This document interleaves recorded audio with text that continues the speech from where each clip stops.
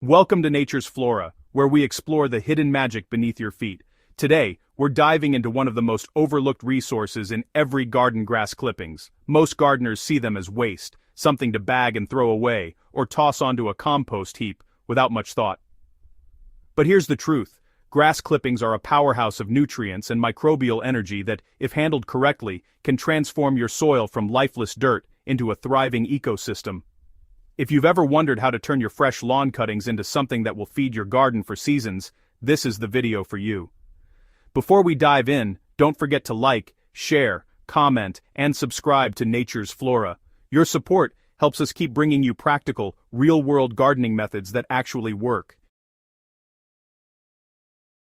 From the moment grass is cut, a fascinating journey begins. Freshly mown blades may look like simple green trimmings, but they are packed with nitrogen, one of the most critical nutrients for soil microbes. When left to pile, the clippings enter a dynamic phase of decomposition that is far more complex than ordinary composting. Unlike traditional compost, which can include a mix of browns and greens, grass clippings alone are nitrogen-rich and can heat rapidly, sometimes reaching temperatures above 55 degrees Celsius or 131 degrees Fahrenheit within just 24 hours. This heat is produced by thermophilic bacteria, microbes that thrive in warm, moist environments, and signals the start of the active breakdown phase.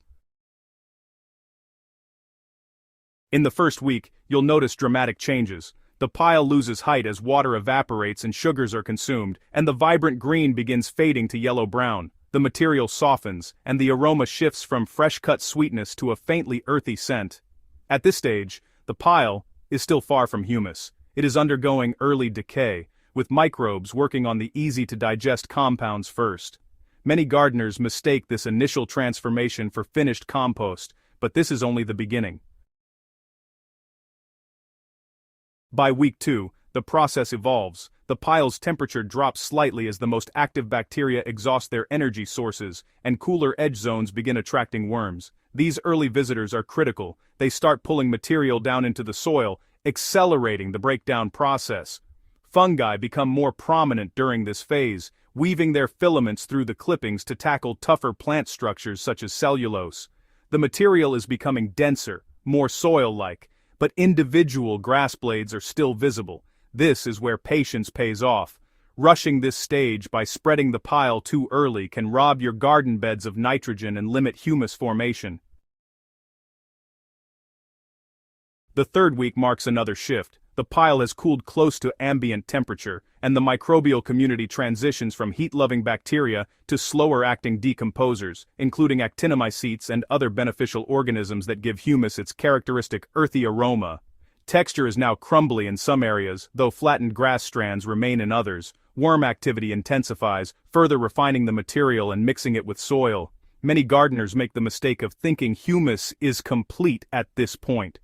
In reality, what you have is protohumus, a highly useful intermediate that still needs time and microbial activity to reach full chemical stability.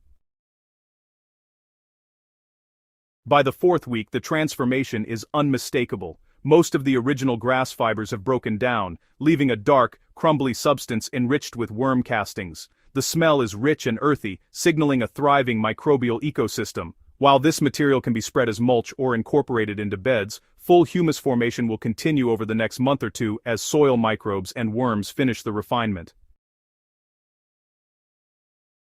If you want to accelerate the process, there are practical steps you can take. Mixing your clippings with carbon-rich materials like shredded leaves or straw balances the high nitrogen content and, reduces the risk of matting into a slimy layer. Turning the pile a few times in the first 2 weeks improves aeration, encouraging bacterial growth, and keeping moisture at a wrung-out sponge level ensures the microbial community stays active without drowning. Even small adjustments like these can shave weeks off the process and produce higher quality, more uniform humus.